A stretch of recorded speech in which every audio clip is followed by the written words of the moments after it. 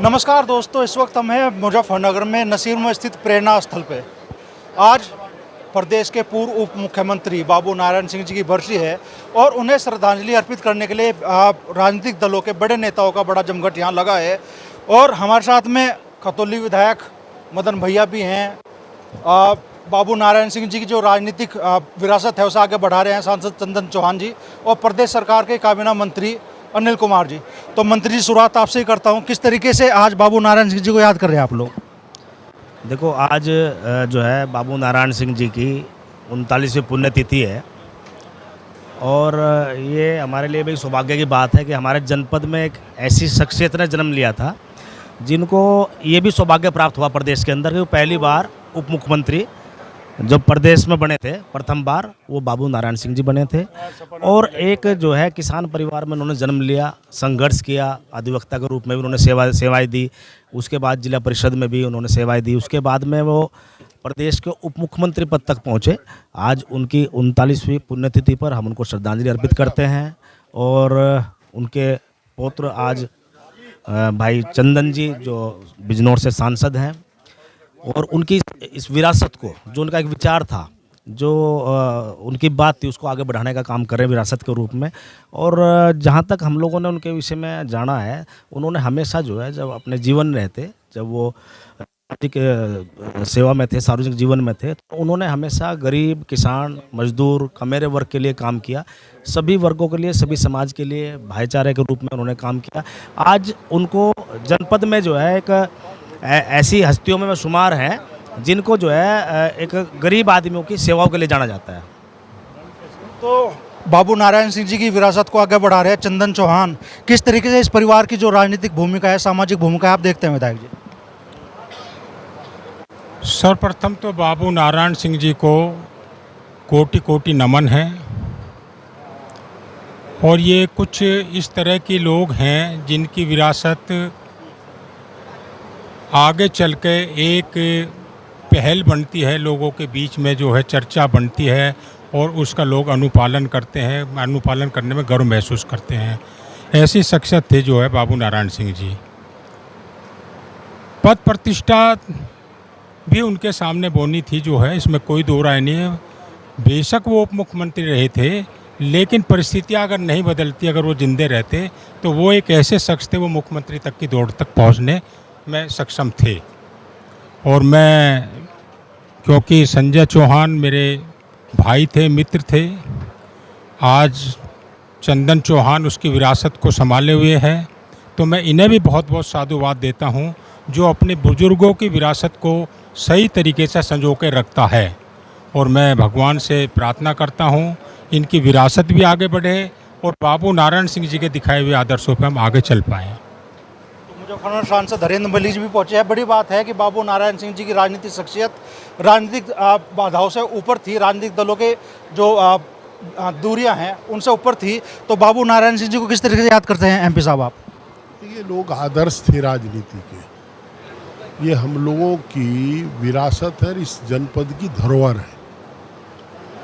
उत्तर प्रदेश की राजनीति में मुजफ्फरनगर का अपना एक इतिहास रहा।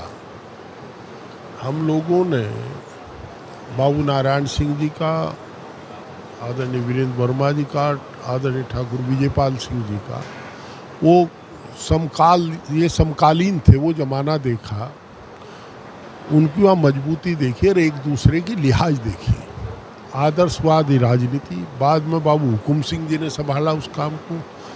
और हम गर्व के साथ कह सकते हैं कि हम उस ज़िले के रहने वाले हैं जिस ज़िले की मिट्टी से बाबू नारायण सिंह पैदा हुए थे। एक राजनीति में रह कर के ईमानदार और अड़िग हमारे यहाँ के वो पटेल थे, जो कह दिया और असमय चले गए थे।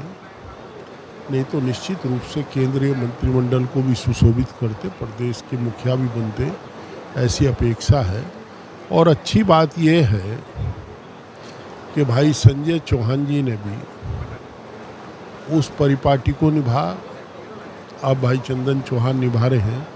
बदकिस्मती है कि संजय भाई भी जल्दी चले गए और ईमानदारी और नम्रता विनम्रता के साथ ईमानदारी और अडिग, ये इस परिवार का हेरिडेटरी कैरेक्टर है जो राजनीति में इनको जिंदा रखे हुए हैं। तो आज की राजनीति के दौर में जी जैसी शख्सियतों की कमी खलती है क्या? खलती है नहीं, उनके प्रतिनिधि के रूप में उनकी ये तीसरी पीढ़ी हमारे सामने बैठी है। आप इसे ये सुधार करो कि हम लोगों को उनके जीवन से सीखना चाहिए।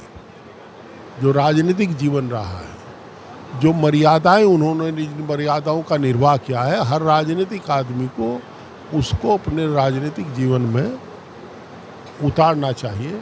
वो संघर्ष से राजनीति में आए थे, आजकल तो तुक्के का काम चल रहा है। तो बाबू नारायण सिंह जी का पौत्र होना अपने आप में कंधों पे जिम्मेदारी का बोझ बढ़ा देता है क्या, और लोगों की उम्मीद भी बढ़ा देता है? देखिए, बड़ा सवाल आपने पूछा है। ये मेरे हाथ में नहीं था कि बाबूजी के घर में मैं पैदा हूँ। ये परमात्मा के आशीर्वाद से ये जिम्मेदारी मिली। पर हाँ, एक चीज़ साथ मिली, जो लोगों का प्यार, आशीर्वाद, उनके प्रति लगाव और हमेशा साथ रह के, मर्यादाओं में रह के, सादगी पसंद, ईमानदारी और उस चरित्रवान सामाजिक जीवन के लिए लगातार प्रेरित करता रहा। तो आज जहां 39 वर्ष हो गए उन्हें गए हुए, प्रत्येक व्यक्ति आज भी भावुक हो जाता है उन्हें उनकी बातों को याद करते हुए। बाबू नारायण सिंह जी की किस तरीके से अपने लोगों के साथ संकट के समय में खड़े रहते थे, किस तरीके से उन्होंने क्षेत्र के विकास के लिए काम करा, किस तरीके से जब इलाके में तनाव की सिचुएशन आई तो उन्होंने कदम उठाए जिससे क्षेत्र को आग लगने से बचाने का काम किया। वो आज भी प्रेरित करते हैं और प्रेरणा स्थल हमेशा हम सबको प्रेरणा देता रहे। बाबू नारायण सिंह जी हमेशा हमारे मनों में बसे रहें, उनकी बातें, यादें अगली पीढ़ी तक पहुंचाते रहें। निश्चित रूप से प्रतिदिन यही जीवन जीने का मैं प्रयास करता हूं। जो उम्मीदें रही होगी बाबू नारायण सिंह से लोगों की, अब आपके तो चेहरे में बाबू नारायण सिंह जी का चेहरा लोग देखते हैं, वो उम्मीद अब आपसे हैं? मैं बाबू नारायण सिंह जी का 5% भी नहीं हूँ। मुझे ऐसा लगता है जिस तरह का उन्होंने संघर्ष किया, जिस तरीके से उन्होंने मेहनत करी और जो उनके आदर्श थे, मैं लगातार उन चीज़ों को सीखने का काम कर रहा हूँ, उन चीज़ों पे चलने का काम कर रहा हूँ। और मुझे उम्मीद है, वैसे तो मैं भटकूंगा नहीं, अगर मैं कभी भटकने का भी प्रयास करूँ तो मेरे बड़े बैठे हैं सारे यहाँ, हमेशा उसे संभालने का काम करेंगे। बाबू नारायण सिंह जी को श्रद्धा सुमन अर्पित करने के लिए आज यहाँ राजनीतिक दलों के लोग बड़ी तादाद में जुटे हैं, समाज के भी बहुत लोग पहुँचे हैं और आज उनकी 39वीं पुण्यतिथि पे उन्हें श्रद्धा सुमन अर्पित कर रहे हैं।